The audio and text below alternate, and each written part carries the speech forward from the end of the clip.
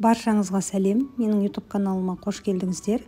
Бүгінгі видеода арасына начинка салынып жасалынатын осындай тіске басар дайындаймыз.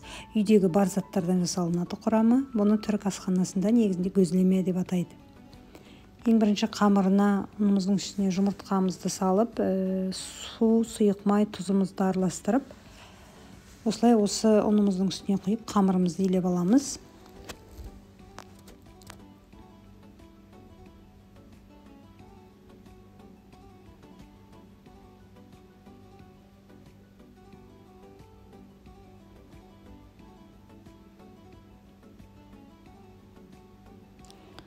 Дайын болған қамырымызды пакетке салып қойып қоямыз. Бұл кішкене июі қанғанша арасына салатын начинкаларымызды дайындаймыз. Мына жерде мен картошкамызды суға пісіріп алдым. Осыны жақсылап езіп аламыз. Үстіне сары майымызды саламыз. Картошкамызды ыстық күйінде салу керек, сары майды чтобы еру үшін. Үстіне сүтімізді құйып, тағы да жақсылап араластырамыз. Мына жерде мен укроп салдым, тұз салдым дәміне қарай. Енді укроп бар болса, салыңыздар, жоқ болса, салмаса да болады. Бірақ сары маймен именно сүт қосып жасаған жаңағы начинкасы дәмдірек болады, более нежный болады. Мына жерде менде творог, сыр, петрушка үшеуі араластырылған. Енді қамырымыз біраз тұрғаннан кейін бұны бөліктерге бөліп аламыз.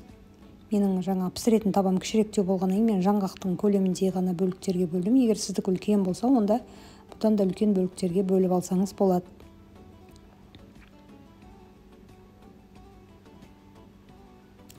Енді осы қамырымызды жұқа қылып жайып аламыз.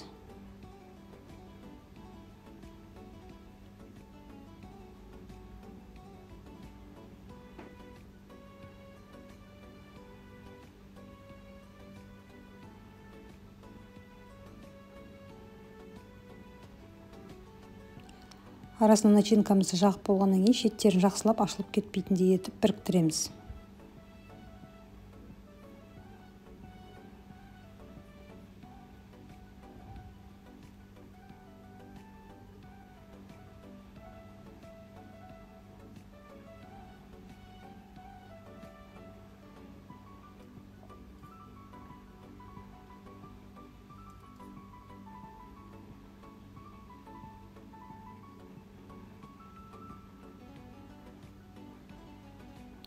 Мен қолданған сыр моцарелла болғандықтан мен творог қолдандым қасына.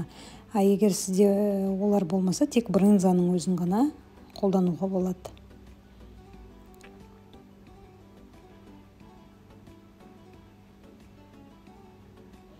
Енді осы дайын болған қамырымызды мына қызып тұрған табаға ешқандай май ештеңе жақпаймыз.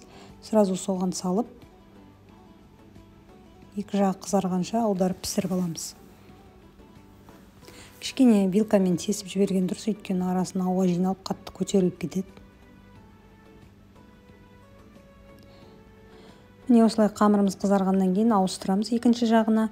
Осы үстіңгі жағына енді осы тұрған күйінде сары май жағамыз. Сары майды жақсақ дәмі әдемі болады, сливочный, и қамырымызда қатты болмай жұмсарады кішкене.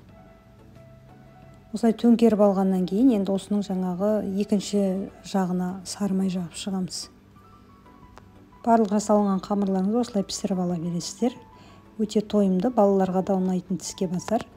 Осы видеом ұнаса лайк басып, комментарий қалдырып, қолдауларыңызды сұраймын. Және каналыма тіркелуді ұмытпаңыздар. Ас болсын.